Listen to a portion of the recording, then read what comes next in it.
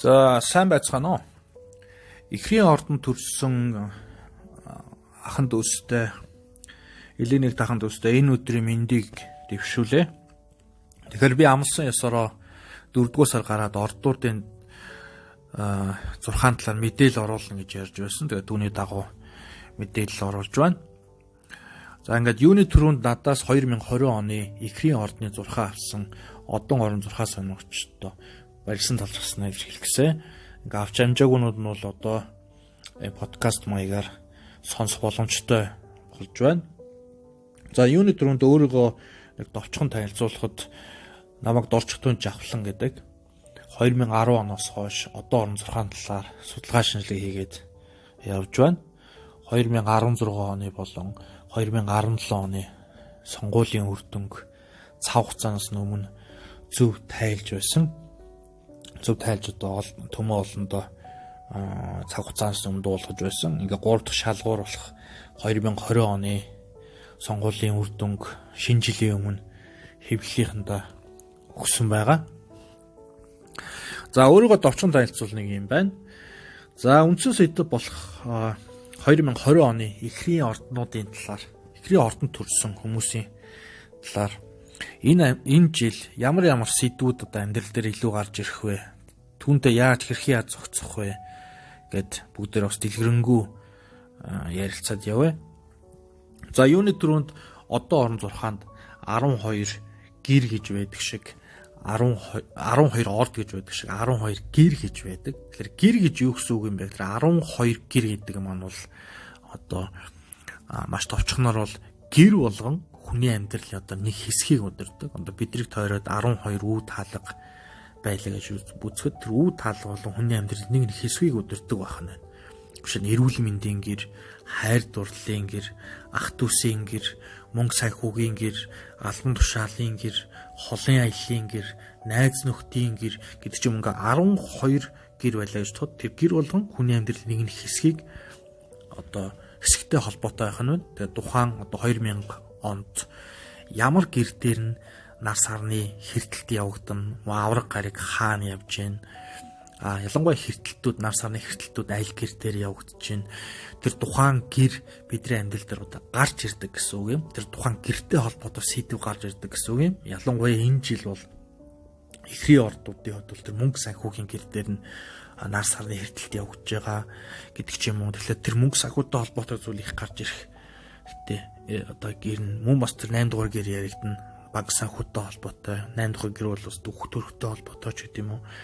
За тэгээ энэ бүгдийг бас бүгдээр ингээд задлаа явна. Ялангуяа надаас 2020 оны Ихрийн ордны 6-аг авсан хүмүүс зарим нь хэлж байсан. Ингээд ерөөс уншихаар тэр чигээрэл мөнгө санхүүтэй холбоотой зүйл бичигдсэн байх нь одоо яг ямар очиртай юм бэ? Тэгэхээр аргагүй юм. Яг тэгэхээр 12 гэрээс ялангуяа тэр 12 гэрээс ялангуяа тэр 3 гэр дээр 3 гэр илүү их яригдана. Тэгэхээр яг л тэр 3 гэр дээр одоо хэртэлтүүд явагдаж байгаа. Тэгэхээр бид бүгдээрээ ингээд задлаад одоо ярих болно.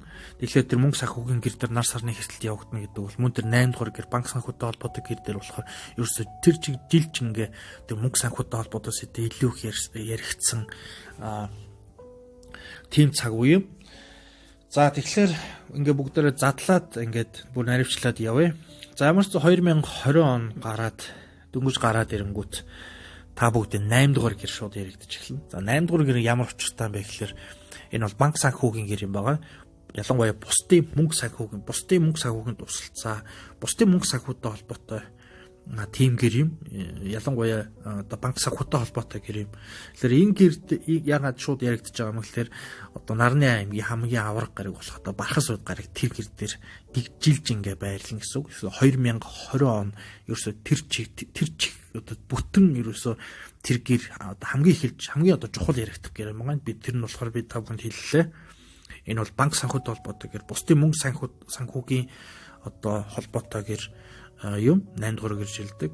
Тэгэхээр одоо өөрсдөө судалмаар байгуул одоо 8 одоо 8 house гэдэг гэр гэдэг ч юм ингээд судалмаар байгуул одоо үзэж болно.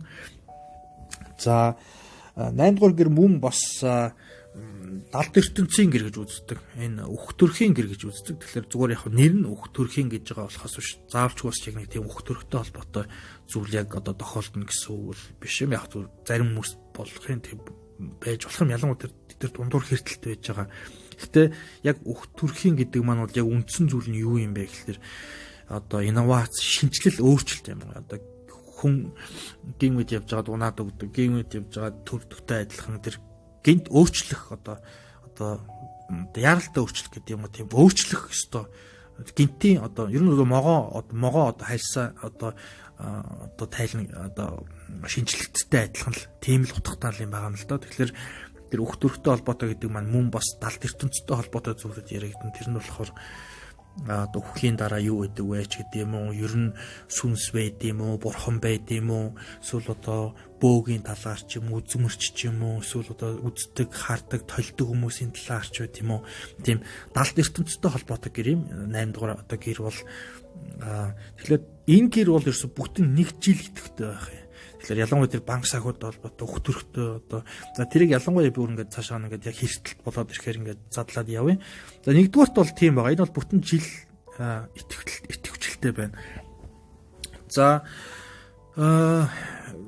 хэртэлт рүү ороход бол 1 сарын 1 10-ны үеэр та бүгдээ одоо үнц энэ мөнгө санхүүтэй холбоотой гэр байгаа. Тэр 8 бол бусдын мөнгө санхүү, банк санхүү одоо би хэллээтэй даатгалч байд юм уу, татварч байд юм уу, тийм бусдын мөнгөтэй холбоотой гэр бол 2 дугаар гэр бол өөрсдийн мөнгө санхүүтэй тэр дотоод мөнгө санхүүтэй холбоотой гэр. Тэгэхээр 1 сарын 10-ны үе дээр бол ялангуяа тэр өөрсдийн мөнгө санхүү үнцэнтэй холбоотой зүйл дээр одоо анхаарсан байх ёстой. Тэгээд сарны эртэлт бол 1 сарын 10-нд сарны эртэлт бол 3 сар орчим хүчтэй тех бай 4 сарын 10 хүртэл тэр гэр байж байна. Тэгэхээр ерөөс он гараал шууд одоо ингээд мөнгө санхүүтэй холбоотой зүйлтэй илүү их анхаарсан одоо тийм цаг хугацаа юу. За одоо бол 4-р сарын 26-ны өдөр байна. Тэгэхээр яг энэ 4-р сарын үеэр бол та бүгдээ бол одоо тэр одоо тэр итгэл үнэмшлийн гэр итгэвчтэй байж байна. Энэ болохоор одоо ус төртэй холбоотой байд юм уу, шишгэлттэй холбоотой, тухайн хүний тэр эсвэл холын аялалтай холбоотой байд юм уу, тийм итгэл үнэмшилтэй холбоотой гэр итгэвчтэй байж байгаа юм. За энэ бол нэг нэлээ тэр гэр бас нэлээ итгэвчтэй байж байна. Тэгээд 6 сарын 5-наас одоо хамгийн гол нь ер нь ингээ хэртэлтүүдээ яри. Тэгэхээр 6 сарын 5-ны үеэр юу юм байгаа? 6 сарын 5 хүртэл бол за 4 сарын сүүлээс нэг 6 сарын 5 хүртэл бол тэр магадгүй тэр хойдлын гэр итгэвчлээж байгаа 12 дугаар гэр гэдэг бол бас зарим тэр өнгөрсөн түүхтэй холбоотой зүйл энэ төр бас гарч ирдэг. Тэгээ ялангуяа тэр итгэл үнэмшлийн ус төртэй холбоотой, шин шүтлэг, гадаатай холбоотой гэр итгэвчлтэй байж байгаа. За 6 сарын 5-наас бол та бүгдээ түншлэлийн гэр итгэвчлэлттэй байна. Тэр 6 сарын 5-нд бол сар хүртэл явагдаж байгаа.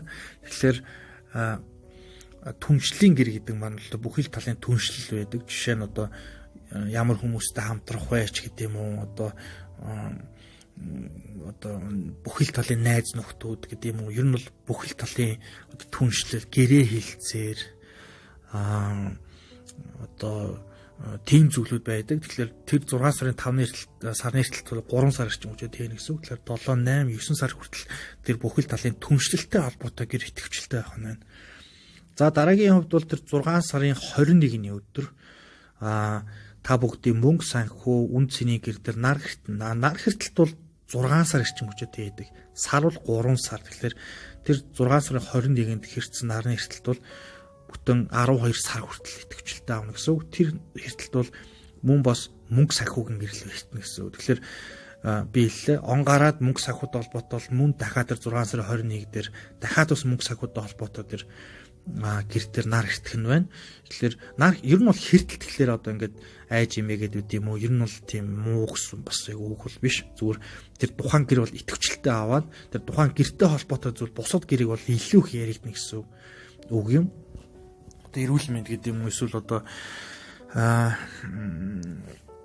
тэр ялангуяа тэр мөнгө санхүүтэй холбоотой гэр дээр хэртэлт байна. Тэр 6 сарын 21-нд. За дараагийн хэртэлт бол 7 сарын 5-нд байж байгаа.